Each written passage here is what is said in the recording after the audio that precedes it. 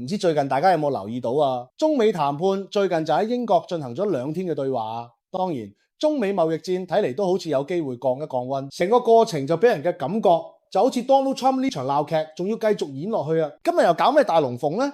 原來美國隊同中國隊喺英國見面傾緊啲貿易談判嗰啲嘢咁啦。佢哋今日話達成咗協議喎，咩協議啊？其實佢哋之前喺瑞士日內瓦都見過一次面，當時個協議就係我哋會繼續傾落去。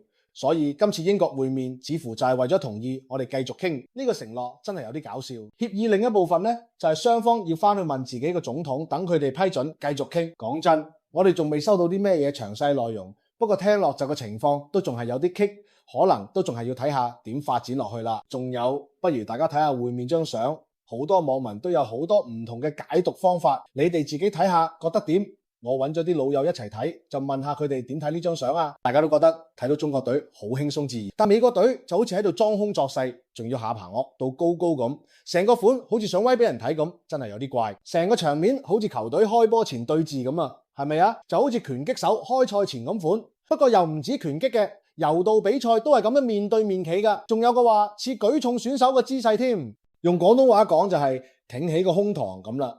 但係成件事好尷尬，氣氛超緊張咁。2 team 人入場嗰時，好明顯中國隊係成隊人一齊行入嚟，但美國隊就一個跟一個散收收咁。其中一個叫 Greer 嘅，點講好呢？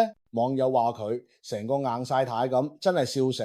睇佢個款，成個人繃緊晒。中國隊班人行得好自然，對手又唔會擺來擺去。呢啲身體語言其實同睇比賽一樣㗎咋，你要睇人哋係咪夠淡定，有冇信心。美國隊嘅身體語言同佢哋把口講嘅嘢完全唔夾，口口聲聲話我哋做得好好，一切好完美，好順利，轉頭就走咗去，真係得啖笑。仲有樣嘢要講，好多老友問我，喂，中國代表團接受訪問時講咗啲咩啊？佢哋嘅聲明係喺美國人講完先出嘅，內容爭好遠。你記唔記得中國代表點樣開始個記者會？佢哋首先多謝英國做東道主，又多謝記者等咗咁耐，係好有禮貌㗎，唔係淨係一路喺度吹好成功、好完美咁。得啦，知你叻啦。兩邊對比真係好有趣㗎。中國隊咁有風度，但係Trump班人真係廢到冇朋友。我諗唔到第二個形容，所以呢壇嘢根本係場馬騮戲。中國派嚟嘅係專業外交談判專家，專門處理國與國之間嘅關係。美國嗰邊就派晒啲華爾街出身嘅人。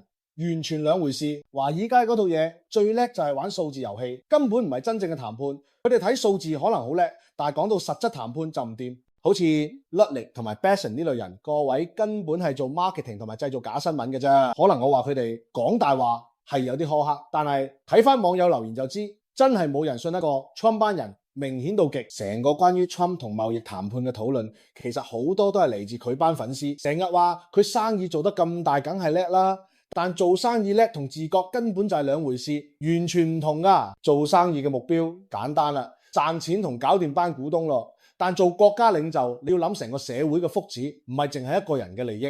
呢個就係最大分別。你睇 Trump 點揀人就知啦，班友個個都係以自身利益為先嘅自私精。就算係 Google、Microsoft 呢啲大公司都識照顧員工，整啲按摩房、免費食堂，等大家做得開心啲。打過幾份工嘅人都知間公司好唔好，真係差好遠。Trump 同 Musk 呢兩個對待員工有幾衰就唔使多講啦。但係竟然有人因為佢哋吹噓自己幾有錢就投票俾佢哋，真係癲嘅。咁到底點先算係好生意人啊？唉，今日就講到呢度。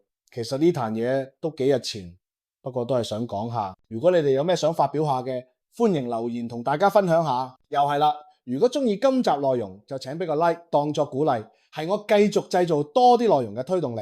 like 完記得 subscribe。今日傾到呢度，多謝支持輕鬆補給站，下次再傾，拜拜。